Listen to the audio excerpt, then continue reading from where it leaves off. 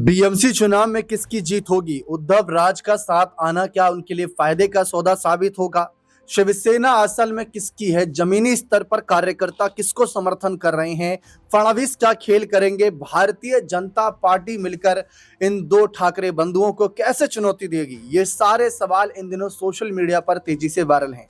इसके पीछे का कारण है बृहन-मुंबई महानगर पालिका का चुनाव, जिसकी वजह से सियासी माहौल गरमाया हुआ है और पूरे देश की नजर है कि ठाकरे बंधु साथ तो आ गए, लेकिन क्या जनता इनके साथ पहले की तरह अब भी साथ खड़ी है, या अब जनता सीधे तौर पर एकनाथ शिंदे के साथ जा खड़ी हुई? एकनाथ शिंदे बीएमसी चुनाव को लेकर प्रचार का मोर्चा संभाले हुए हैं। वह साफ कह रहे हैं कि कांग्रेस की गोद में जाकर बैठ गए थे, जिसकी वजह से बाला साहब ठाकरे की विचारधारा को इन्होंने ताक पर रख दिया था। किस लिए? सिर्फ मुख्यमंत्री कुर्सी पाने के लिए, सत्ता के लालची बन गए थे। लेकिन जब उद्धव ने इस्तीफा दिया था तो उस समय को भी याद करिए कि कैसे उनका इस्तीफा काफी सुर्खियों में था और उन्होंने कहा था कि मुझे कुर्सी की कोई लालच नहीं, जबकि शरद पवार ने उन्हें समझाया था कि अगर आप इस्तीफा नहीं दोगे तो हम अपनी सरकार बचा ले जाएंगे। लेकिन उद्धव ने किसी की नहीं सुनी। फिलहाल जो हुआ सो हुआ, आगे क्या होगा? क्या अस्तित्व बच पाएगा? क्या उद्धव की शिवसेना बीएमसी पर राज करेगी या फिर महायुति बाजी मार जाएगी? दावा तो महायुति का यह है कि चुनाव से पहले ही हमने करीब 68 सीटों पर निर्विरोध चुनाव जीत लिया है। क्या यही हालात रहेंगे? क्या इन्हीं हालातों में यहां पर राज ठाकरे और उद्धव ठाकरे महायुति को चुनौती दे रहे हैं? इन्हीं सवालों पर चर्चा करते हैं अपने खास वरिष्ठ सहयोगी अमन सर से कि क्या लग रहा है, क्या नजारा है, महायुति क्या यहां पर टक्कर दे रही है या राज और उद्धव खेल करेंगे? इससे पहले भी सर हमने जब चर्चा करी थी तो निष्कर्ष यही निकला था कि जब तक चुनाव के नतीजे नहीं आ जाते तब तक कुछ नहीं कहा जा सकता। लेकिन अब जो बताया जा रहा है कि 68 सीटों पर निर्विरोध जीत गए, उस पर आप क्या कहना चाहेंगे? देखिए, बिल्कुल, और ये बात लगातार उठ के सामने आ रही है, क्योंकि आप देखेंगे कि जो विपक्षी दल हैं वो ये बात कहते रहे कि भाई वोट चोरी हो रही है, ईवीएम को हैक किया जा रहा है, इस तरह के तमाम सारे आरोप जो है बीजेपी के ऊपर यहाँ लगाते हुए नजर आ रहे हैं। लेकिन जिस तरह से कह सकते हैं कि बीएमसी चुनाव के दौरान या उससे पहले ही हम कहेंगे कि चुनाव होने से पहले ही 68 ऐसी सीटें हैं जहाँ पर निर्विरोध जो है वो बीजेपी को 44, एकनाथ शिंदे को 22 और एनसीपी को 2 सीटें यहाँ पर मिलती हुई दिखाई पड़ी हैं, जिससे हर तरफ अब इस बात का हल्ला हो गया है कि बीजेपी क्या चुनाव कराना ही नहीं चाहती, उससे पहले ही डरा धमका कर लोगों के जो नामांकन है वापस करा देना चाहती। तो इस तरह की बातें कही जा रही हैं। लेकिन ये कोई पहली बार दीपक ऐसा नहीं हो रहा है कि निर्विरोध लोग चुने जा रहे हैं। इससे पहले भी तमाम बार ऐसा देखा गया है कि कई लोगों ने प्रभाव देखते हुए कह सकते हैं कि अपने नामांकन जो है वापस ले लिए। और यहाँ पर अगर 68 सीटों पर बीजेपी या गठबंधन की जीत हुई है तो आप इसको मानिए कि यहाँ अभी से जो गठबंधन बने थे, यानी जिसमें ये राज ठाकरे और उद्धव ठाकरे की बात आप कर सकते हैं, कांग्रेस पार्टी की बात आप कर सकते हैं, चाचा भतीजे की जोड़ी है उसकी बात आप कर सकते हैं, कि इनको यहाँ पर झटका लगता हुआ दिखाई पड़ सकता है। क्योंकि चुनाव होने से पहले 227 सीटों पर चुनाव होना है, लेकिन उससे पहले ही 68 सीटों पर बिना लड़े जिस तरह से बाजी बीजेपी के और एकनाथ शिंदे के हाथ में आई है, उससे आप ये मानकर चलिए कि प्रभाव तो अभी भी दिखाई पड़ता है। भले ही तमाम सारी बातें कही जाती हैं, क्योंकि शिवसेना के हाथ में बीते 20-25 साल से लगातार बीएमसी की कमान रही है, लेकिन इस बार क्या उनके हाथ से कमान जाने वाली है? क्योंकि ये बात लगातार कही जा रही है कि जिस प्रभाव की बात उद्धव ठाकरे, राज ठाकरे कर रहे थे वो कल की बात हो चुका है। अगर आज की बात देखी जाए तो बीजेपी की ताकत के सामने तमाम पार्टियों की जो ताकत है काफी कमजोर और बौनी नजर आती है। यही वजह है कि बीजेपी का प्रभाव इतना प्रबल दिखाई देता है कि चुनाव से पहले ही उसके पाले में 68 सीटें आ गई। तो दीपक, ये महत्वपूर्ण बात हो जाती है कि जहां तमाम पार्टियां रणनीतियां बनाने में जुटी हुई हैं, तमाम पार्टियां समीकरण साधने में जुटी हुई हैं, तमाम पार्टियां इस बात को लेकर जुटी हुई हैं कि भाई हमारे पास में कितना वोट बैंक है, कितना वोट शेयर है, कौन हमारे साथ में आएगा नहीं आएगा। लेकिन वहीं बीजेपी और एकनाथ शिंदे ने मिलकर पहली बाजी को मार दिया, चल दिया और बता दिया कि उनका प्रभाव कितना ज्यादा अब महाराष्ट्र में और खासकर मुंबई की राजनीति में दिखाई पड़ता है, जहां पर बिना लड़े अगर उनको 68 सीटें मिली हैं तो जब चुनाव में लड़ेंगे, परिणाम सामने आएंगे, तब हो सकता है कि पूरे का पूरा जो समीकरण है वो उनकी तरफ जाता हुआ दिखाई पड़ जाए। बिल्कुल साफ है। लेकिन बीएमसी चुनाव में जहां अभी तक राज उद्धव के साथ आने की हो रही थी, वहीं दूसरी तरफ उद्धव ठाकरे के छोटे बेटे तेजस ठाकरे की भी एंट्री हो चुकी है।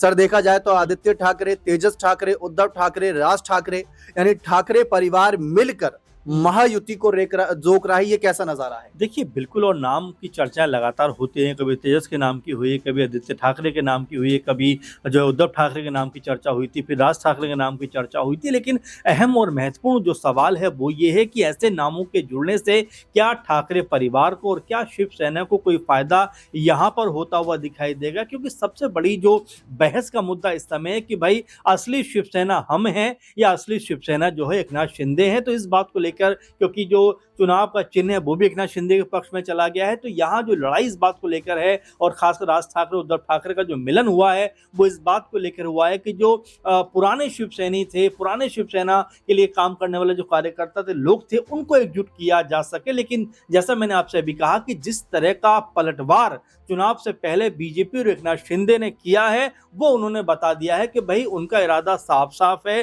कोई भी उनके मुकाबले अभी कह सकते हैं मुकाबला करने को कोई भी तैयार दिखाई नहीं पड़ता है। और जो बड़ी पार्टियां मजबूत होने का दावा करती हैं, दिखावा करती हैं, वो अभी इतनी ज्यादा मजबूत नहीं है कि बीजेपी का मुकाबला यहां पर कर सके। क्योंकि बीजेपी के पास में लगभग कह सकते हैं कि जो विधानसभा में कह सकते हैं कि जो बहुमत के आसपास का आंकड़ा है, इसके अलावा आप देखेंगे जब चुनाव होने से पहले उनके पक्ष में अगर 68 कह सकते हैं सीटें आ जाती हैं, तो ये कहीं ना कहीं इम्पैक्ट जरूर डालता है तमाम सीटों के ऊपर भी कि भाई इतना प्रभाव अगर बीजेपी का ये है कि लोग उनके सम्मान में या उनके आदर में, या जो भी इसको कह सकते हैं, डर की भी एक परिभाषा इसको दी जा रही है कि उनके डर की वजह से लोग अपना नामांकन वापस ले रहे हैं। तो आखिर ये डर है क्यों? क्या शिवसेना इतनी कमजोर हो गई है? क्या कांग्रेस पार्टी इतनी कमजोर हो गई है? क्या जो और बाकी दल इतने कमजोर हो गए हैं कि कोई प्रभाव उनका नजर नहीं आता? बीएमसी चुनाव में फिलहाल कांग्रेस तो सबसे कमजोर नजर आ रही है आंकड़ों में भी। लेकिन सर एक सवाल ये था कि कांग्रेस अलग हो गई क्योंकि राज ठाकरे उद्धव के साथ आ गए थे, एनसीपी शरद पवार और अजित पवार के साथ आने की खबरें रही, और इस बीच शिंदे को लेकर चर्चा उठी कि शिंदे पहले से ये कहते आ रहे थे जब वो बागी हुए थे कि उद्धव कांग्रेस की गोद में जा बैठे। उद्धव ने कांग्रेस से हाथ मिला लिया था सिर्फ मुख्यमंत्री कुर्सी पाने के लिए। लेकिन अब तो राज और उद्धव बालासाहब ठाकरे की विचारधारा को फॉलो करते वापस आ गए। शिवसेना भवन में वापसी हो रही 20 साल बाद एक साथ, जो वही शिवसेना भवन जहां पर राज ठाकरे निकल गए थे, फिर एमएनएस का निर्माण किया था। लेकिन क्या शिंदे इनके साथ आएंगे, ये सवाल भी रहा है, क्योंकि इस चुनाव में हमने ऐसी खबरें भी सुनी थी कि उद्धव और राज ठाकरे के साथ आने के बाद शिंदे के कई कार्यकर्ता भी वहां नाराज हो गए थे, और शिंदे को भी जो है गठबंधन में उतनी अहमियत नहीं मिल रही थी। अजित पवार को पहले ही साइड कर दिया गया।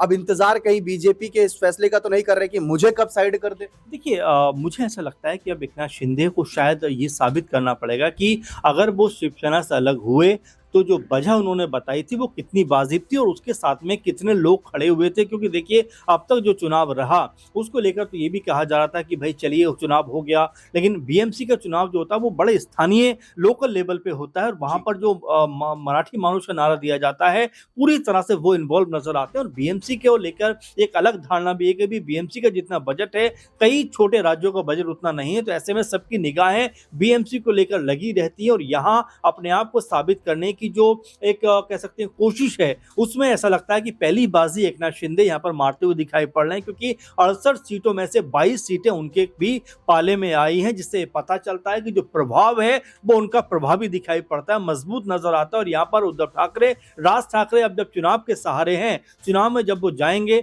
या उनके जो प्रत्याशी कह सकते हैं फाइनल हो गए हैं, नामांकन हो गए, तो 15 तारीख को जब चुनाव होगा, उसके बाद जब रिजल्ट सामने आएगा, उस वक्त उनके पाले में कितनी सीटें आएंगी और क्या वो सीटें इतनी ज्यादा होंगी जो वो ये बता सकें कि भाई असली शिवसेना हम है और लोग हमारे साथ खड़े हुए हैं। लेकिन अगर ऐसा नहीं हुआ तो एकनाथ शिंदे ये बात जरूर कहेंगे कि जिन मुद्दों के तहत वो अलग हुए थे, जनता ने उन मुद्दों को एक्सेप्ट किया है, और यहाँ पर हो सकता है कि उद्धव ठाकरे, राज ठाकरे की जो राजनीति है उसको और ज्यादा कमजोरी मिलती हुई दिखाई पड़े। बिल्कुल साफ है। लेकिन अब बीएमसी चुनाव में क्या नजारे रहेंगे? साल 2026 शुरुआत हो चुकी है, 15 जनवरी को वोटिंग होगी, 16 तारीख को नतीजे आएंगे और नतीजों में दिखेगा कि कौन बाजी मार रहा है। लेकिन अभी तक राजनीतिक माहौल के नजरिए से देखा जाए तो जो 68 सीटों को लेकर अचानक से खबर सामने आई, उसने सबको हैरान कर दिया और उसने परेशान जरूर राज और उद्धव को भी किया होगा। फिलहाल उसकी सच्चाई क्या, उसकी हकीकत क्या है, तमाम और जानकारी आप सभी के सामने पेश करते रहेंगे। आप भी बने रहें चैनल के साथ। बहुत बहुत शुक्रिया।